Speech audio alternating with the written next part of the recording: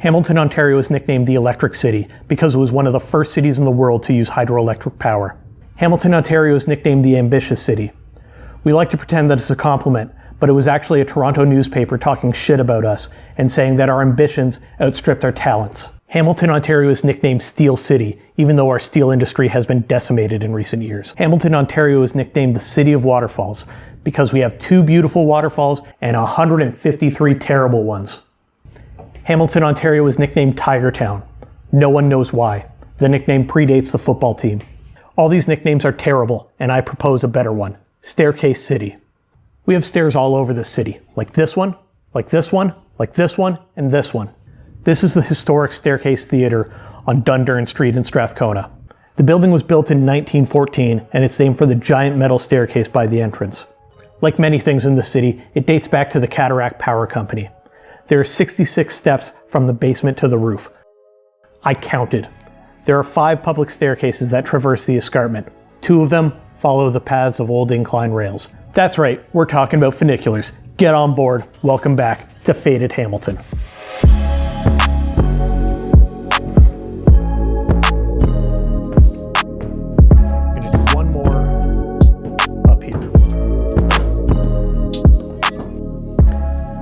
So let's say you live around here and you're trying to get somewhere around here. And to be clear, this isn't really where I live. I've seen the comments you sickos make. I'm not telling you people where I live. So you're trying to get up the escarpment and you don't want to drive. You've got a couple options. You can take one of the rail trails, but that'll dump you in either Stony Creek or, even worse, Ancaster. You could take the Keddy Access Trail. That's more direct, but it's pretty steep compared to the rail trails. Or you could take the bus, but that's a pretty circuitous route, and honestly is going to be even slower than biking half the time. The most direct route is by walking up the stairs. Easy breezy. But it's about 500 stairs, and if you're a man of my size, that is neither easy nor breezy.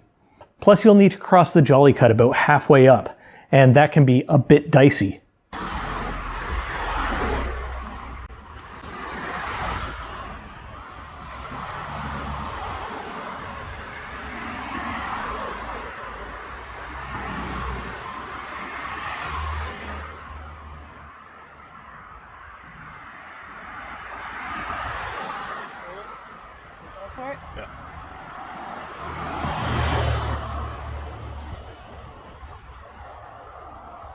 There's got to be a better way.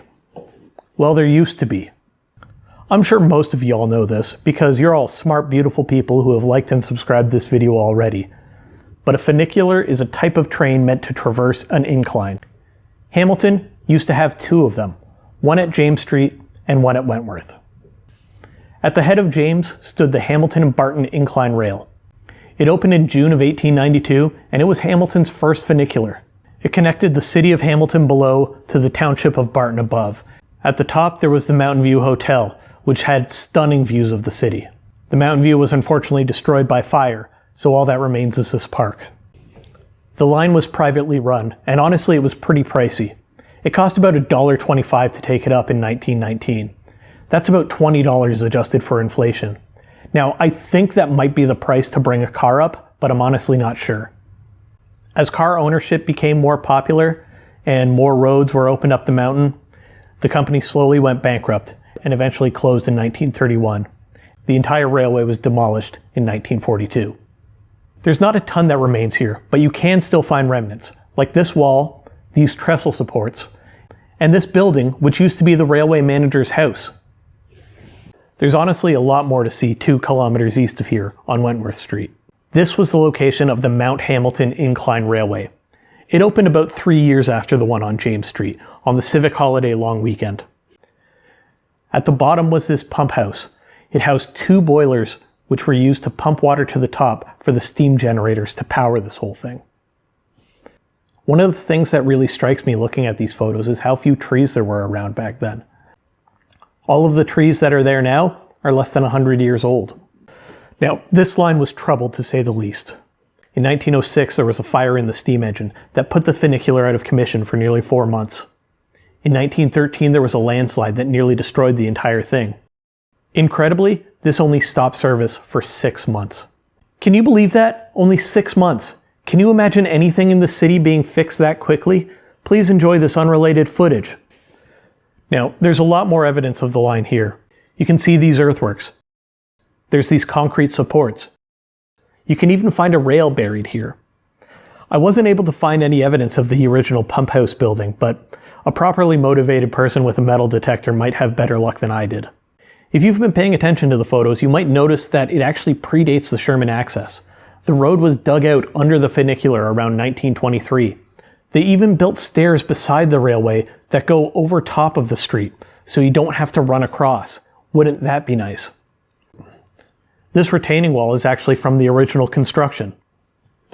Now, do you remember when I said that the James Street line was the first funicular in Hamilton? Well, I actually lied to you. It turns out there was an even earlier one. At Carroll's Point, near where the Woodland Cemetery is now, there used to be an amusement park called the Bayview Pleasure Ground. Bayview Pleasure Ground? That's wrong.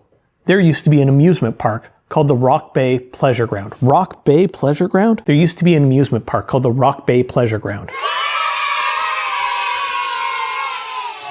And it was later renamed Bayview Park. It featured a hand-crank merry-go-round, a roller skating rink, picnic grounds, things like that. You used to be able to take a boat from Hamilton across the bay and then take a funicular up to the pleasure ground. Now, as far as I can tell, no photos of this funicular exist, but now that I've said that on record, I'm sure someone's going to prove me wrong in the comments. I'd love to see another funicular built up the hill one day. The Struisbahn in Switzerland is a great example of a modern funicular, and it deals with much harsher inclines than what we have here. Lisbon has been building more of them. Edmonton just built one in 2017. Are we going to be beaten by Edmonton? Pittsburgh has historic funiculars that still run. Niagara Falls has historic funiculars that still run. We could bring these back very successfully, I think.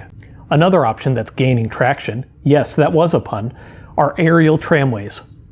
The past 2 decades have seen a bunch of gondolas open up in South America. There's a relatively modern one in Portland, Oregon, and there's one in England, although that one is more of a tourist attraction, to be fair. I think there's a few places we could put an aerial tramway in Hamilton. Right here, where the incline rails used to exist. We could build one up to Mohawk College, or maybe one that connects McMaster to other parts of the city. It might not be the most effective, but if we had one connecting King's Forest to the Mohawk Sports Park, that would provide beautiful views of the city. Gondolas have also been used to transport people over water. How about connecting Hamilton to Burlington across the bay? This city has always been divided. Downtown versus the mountain, Stony Creek versus Ancaster, Dundas versus Ancaster, Flamborough versus Ancaster, suburban versus rural versus urban. Maybe with a few funiculars, we could put the fun back in Hamilton. So, will Hamilton ever invest in a funicular? Will we ever look into building a new gondola? It makes all the sense in the world. So no.